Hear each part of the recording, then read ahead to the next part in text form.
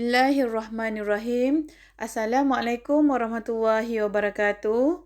Bertemu lagi kita untuk hari ini bagi subjek Pendidikan Islam KSSM PK tingkatan 2. Okey, bersama dengan Cikgu Yad. Baiklah. Murid-murid, pada hari ini standard kandungan kita adalah 6.2 tayamum. Okey. Standard pembelajaran pula 6.2.1 menyatakan pengertian tayamum.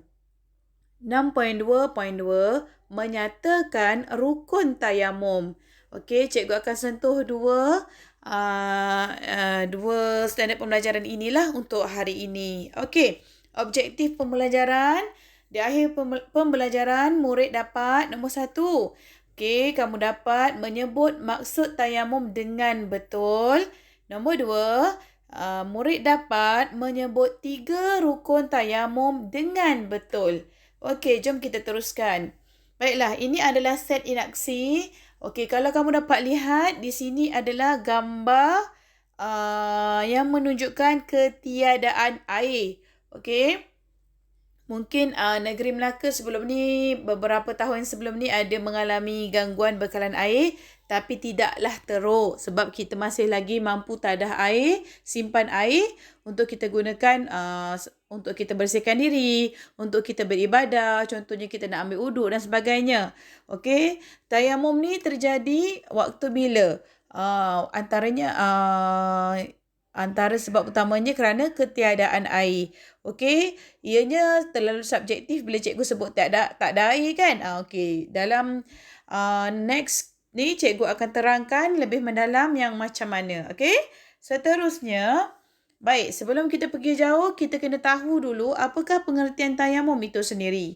Okey, pengertian tayamum ialah perbuatan menyapu muka dan kedua belah tangan hingga ke siku menggunakan debu tanah yang bersih mengikut syarat-syarat tertentu. Okey, jelas kan? Boleh faham kan? Maksud dia jelas untuk kamu fahami. Baik, seterusnya, tayamum diharuskan atas sebab-sebab yang tertentu untuk membolehkan seseorang melaksanakan ibadah yang memerlukan taharah. Tayamum difardukan sebagai ganti wudu atau mandi wajib. Apa maksud taharah tu murid-murid? Taharah itu dalam perkataan dalam bahasa Arab lah. Kalau dalam bahasa Melayu dia adalah kebersihan. Okey. Jadi tayamum ni diharuskan bila kita nak laksanakan ibadah kita yang memerlukan kita berwuduk misalnya. Kan, jadi nak digantikan dengan wuduk, kalau tak kita ada kekangan berkaitan dengan ketiadaan air, kita boleh bertayamum. Begitu juga mandi wajib. Baik, seterusnya. Tayamum diharuskan kerana ada 6. Kenapa tayamum ni diharuskan? Nombor 1, ketiadaan air. Baik, nombor 2, air tidak cukup. Okey, mungkin ada air tapi cukup-cukup digunakan untuk perkara yang lebih penting. Seterusnya, cuaca terlalu sejuk. Mungkin di bumi kita, bumi Malaysia, tidak mempunyai masalah inilah. Mungkin di luar negara, kan, di kutub selatan ke kutub utara sana, mungkin kehidupan mereka dikelilingi air batu dan terlalu sejuk. Okey, seterusnya. 4, keuzuran atau sakit. Ini ada di kalangan kita tak sihat, mungkin orang tua kita ke, ataupun siapa sahaja yang tidak sihat, tak mampu nak bergerak untuk ambil uduk, tak mampu nak bangun, jadi dia boleh bertayamum.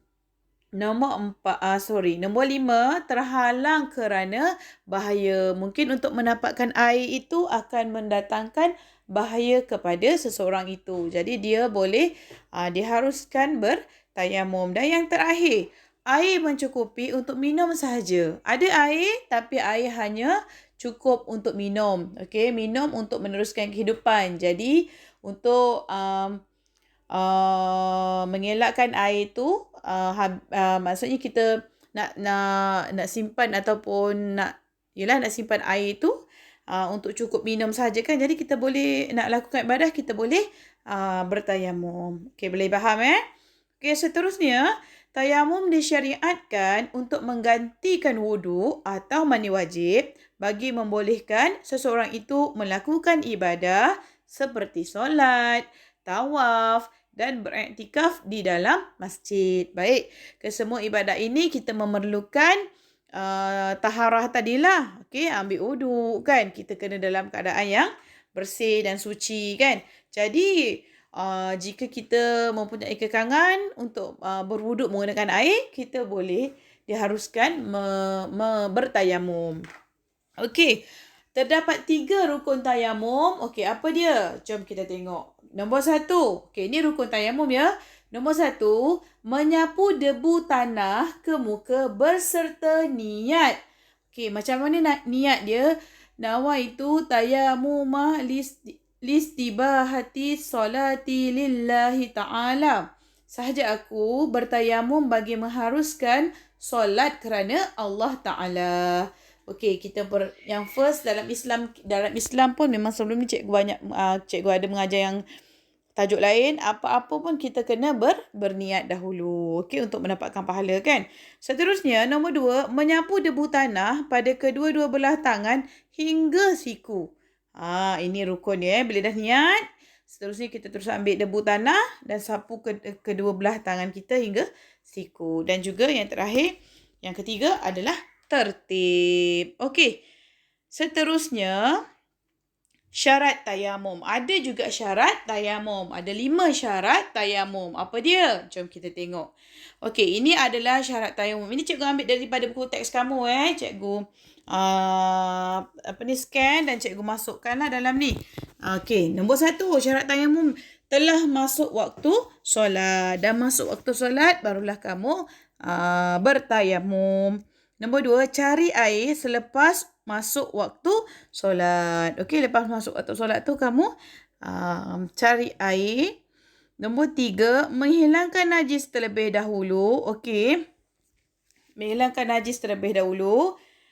Seterusnya, nombor 4, menggunakan debu tanah yang tidak bercampur dengan bahan lain seperti tepung atau kapur.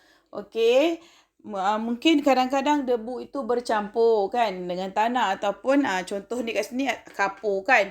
Jadi kita kena asingkan, kita kena ambil bertayamum ni kita kena gunakan debu tanah. Jadi kita kena pastikanlah kita gunakan itu debu tanah yang bersih. Dan yang terakhir, tentukan arah kiblat sebelum bertayamum. Okey, ini 5 syarat bertayamum. Cikgu harap kamu jelaslah sebab point dia semua direct kan.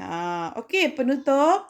Tugasan kamu, nanti cikgu akan bagikan link macam biasa. Kamu boleh jawab soalan yang berkaitan semuanya apa yang cikgu ajar pada hari ini dalam video ini. InsyaAllah. Okey, itu sahaja untuk hari ini. Sekian, terima kasih. Assalamualaikum.